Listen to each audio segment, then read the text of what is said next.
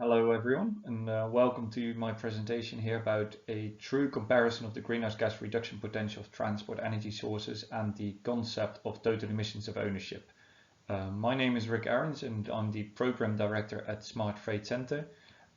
We are a dedicated and global NGO working on decarbonization of logistics. Together with different multinationals, academia, we help them to guide and advocate and reduce the logistics emissions and make clarity on how they actually can do this. And we've established to help them with this one specific solution, which is of course most often referred to, is being the energy solutions.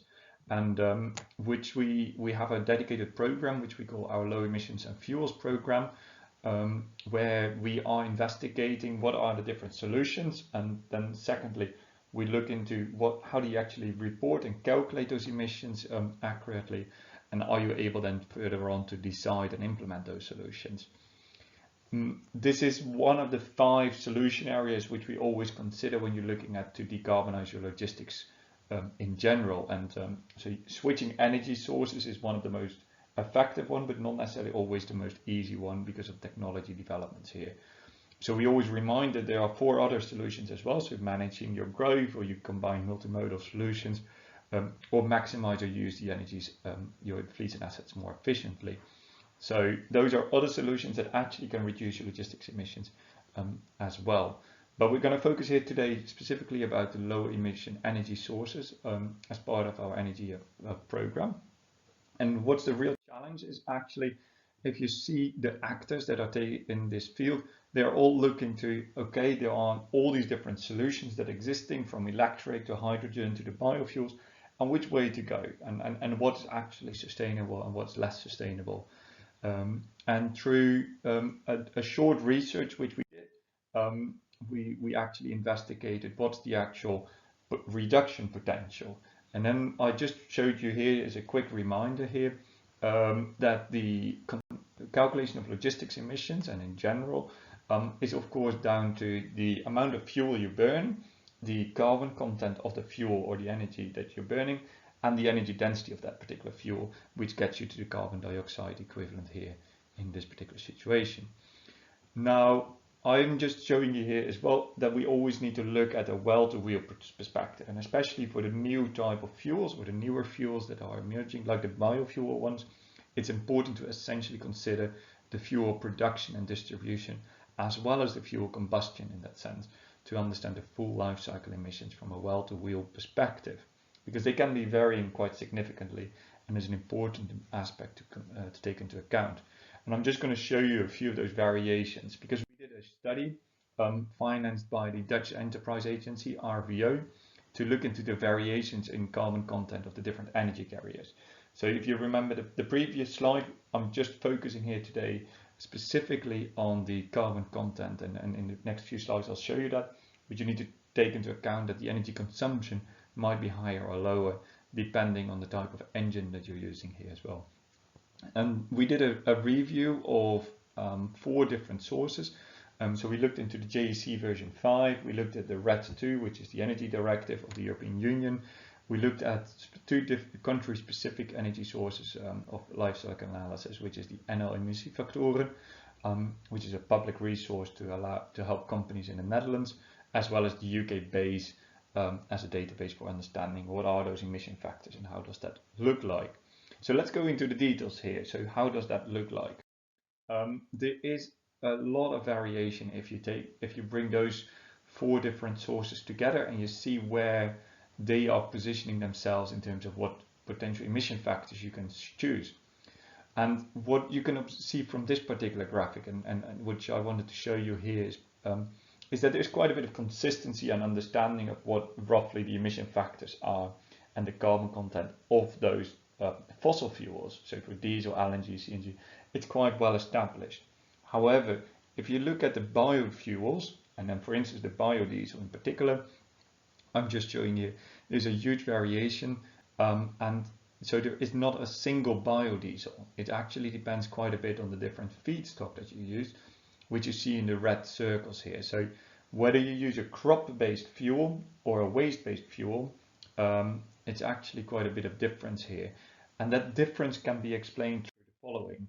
If you look at the source of the biofuel, and particularly if you look at the different crop-based, so if it's produced from rapeseed, sunflower seed, soybeans, palm oil, you can actually reduce your emissions, say about 30 to 50%, subject that there is no indirect land use change being accounted for, which you can see in the green shaded box here.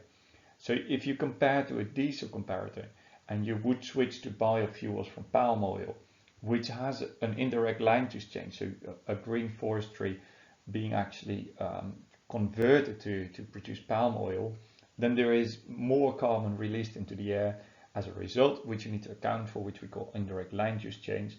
And that can be quite significant if you compare this here to, for instance, the waste-based products where that problem doesn't exist.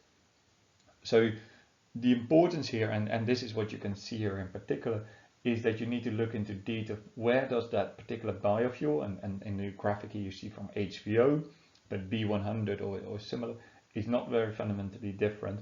You need to look into where does that fuel come from, so where is it sourced from, so which fuel feedstock has been used. And exactly the same actually applies when you're looking at electric vehicles. So when you use electricity, in general, the assumption is that it's actually much more sustainable. But if you look at the EU mix of 2016, and we do notice that these factors might be on the conservative side, then the carbon content is actually higher in comparison to, for instance, a general diesel. This is not to say about how efficient a vehicle can be, but the carbon content of a megajoule of electricity is actually higher in 2016, but is due to decrease quite significantly as we are decarbonizing the grid in Europe and globally. Now, of course, renewable energies are close to zero actually, subject to not accounting for the production of the energy of the, for instance, the windmill as such. So it is just stressing the importance again of the understanding the feedstock or the origin of where the fuel comes from here in particular. In hydrogen, you see a similar situation here. And actually, if you consider the production of hydrogen from natural gas, you are increasing your emissions in comparison to diesel quite significantly, as well as that is the case for in terms of when you use grid electricity. The only way it is really becoming more sustainable is if you use wind electricity, or wind or solar, so renewable energy in general, which is effectively one of the which we call green electricity. There are certain solutions of carbon capture and storage which we have not necessarily taken into account because those are projects which are still in a very pilot phase, and we haven't seen any significant carbon capture and storage facilities yet being produced and used here. So we excluded that part of our studies. Now, this is just to show you the background to where the different fuels come from and the feedstock, and understanding that it's not to say that there's one single fuel that is going to solve it all. So understanding how then to make that decision making is a complex one, because we know that with the classic fossil fuels there's quite a bit of agreement on the actual carbon content of it and the emission factors to use. But we know now, we've seen it from the different slides I just showed you, the complexity behind this when you talk about, for instance, hydrogen or biofuels or electricity, and there are various others as well which we have covered within our study, but I won't show you here today. So which way to go, going back to our original problem, and this is where we feel that there is a concept called the total emissions of ownership that we wish to introduce. And we developed a short approach and methodology to help you with the decision making of this. And we do this effectively in 3 stages, where we say you need to understand first and foremost of if that low emission fuel solution is actually applicable to your particular use case. And this is in particularly true because we know a lot of the technology developments are still taking place. So this is where you need to consider, for instance, the payload and the range that is applicable, but you also need to think about, secondly, is that kind of a solution then available in my market that I operate?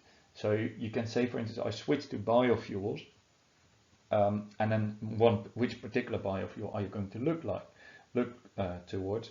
For instance, there's a big variation also in the biofuels for the B100 or the HVO that is available in for instance, the Netherlands versus Eastern Europe versus in the Scandinavian countries. So there's quite a bit variation that you need to understand which solutions are available. And then the third step, which is maybe just as crucial, is you need to understand, of course, the cost as well as the emissions and compare those two together. So when we look at the total cost of ownership, you also need to consider the total emissions of ownership, which is the concept where you look at the total emissions over the lifetime you operate that particular vehicle. So when you have that kind of concept where you look to compare the emissions of the operation of a lifetime of a vehicle, you can also then attribute and allocate for it, for instance, changes in the electricity over the lifetime you can operate. So say that you're going to buy a new vehicle, a battery electric truck, in the next 10 years that you're going to use grid electricity. We know that grid electricity is going to decarbonize and is actually reducing your emission footprint in due course. By taking the total emissions of ownership, you can account for the current emission factors that are in place, as well as for future emission factors, and make a true comparison between a fuel that's currently existing, for instance, the fossil fuel, or a biofuel that you might be considering, and take the true lifetime of the true emissions of ownership into consideration when taking a decision. So we understand, and in our conversations with different multinationals, this is actually a really strategic, important decision that they need to take, because they're looking to buy or to procure freight from sustainable sources, and they want to make sure that whatever they buy is actually quite sustainable, is as sustainable as possible, but also reflects the reality. And this is this is why this total emission of ownership as a concept helps them to understand and also make that explicit link when they're making that decision to the total cost of ownership, which is still one of the most important factors when taking a decision. It also allows, and we've developed a short tool on this, that to compare not only the different fuels, but also, for instance, the vehicle efficiency or different feedstocks within a particular fuel or energy carrier that you can consider. Now, moving on to actually some of the conclusions that I wish to draw here with you. We touched upon this, and that's the crucial importance of the review of emissions. So the source of production and the source of the feedstock that's being used is critically important towards understanding where the emissions come from. Secondly, we showed you that there's the direct and indirect contribution of land use for crop-based fuels can be quite significant. Then thirdly, we excluded the different carbon capture solutions here, but we know that these are being taken into account by different databases, and they can actually have a significant impact, but they can also kind of obscure the actual emissions that can take place if not necessarily well captured later on. A final concept here, which is an important one to recognize, is that different biofuels, and therefore understanding the different feedstock used, need a good and well-established mechanism to certify the source and the life cycle greenhouse gas emissions, which is not necessarily always taking the place. Then the total emissions of ownership allow you to present a simple method to review and compare those different emission reduction potential of the various fuels accordingly. So from a methodology point of view as well, there are some conclusions that we can draw. The reviewed reports did not cover methane slip for the gaseous vehicles, and this, you might have seen, of course, this is a very strong greenhouse gas contributor, and when this is actually being published, it's just after COP26, and I'm hopeful that there are at least some commitments being made to reduce and set targets towards reducing our methane within the air, which is a strong greenhouse gas contributor. Secondly, as highlighted at the beginning of my presentation, the effects of indirect land use change can be very substantial, but the methodology to understand how to calculate and understand that emission factor and the actual contribution to the emission factor of a particular fuel is still very much under development. So there's an area that can be expanded on, but there's a lot of debate on how to actually allocate and calculate that particular effect. And then finally, we see that there is, for instance, the GHG study is actually taking a consequential approach when they make their calculations. This relies on marginal accounting techniques, and this can lead to actually negative emission factors. And actually, when there is a substantial market share, there is a switch needed to go to actually for attributional approach, which is recognized as a better version for producing emission inventories and therefore for calculating and reporting on the different fuels. And with this, I've come to the end of my presentation, and I hope you found it insightful, and I look forward to having a discussion with you. Feel free to get in touch with me or one of my colleagues, and I hope to see you soon in any different place. Thank you.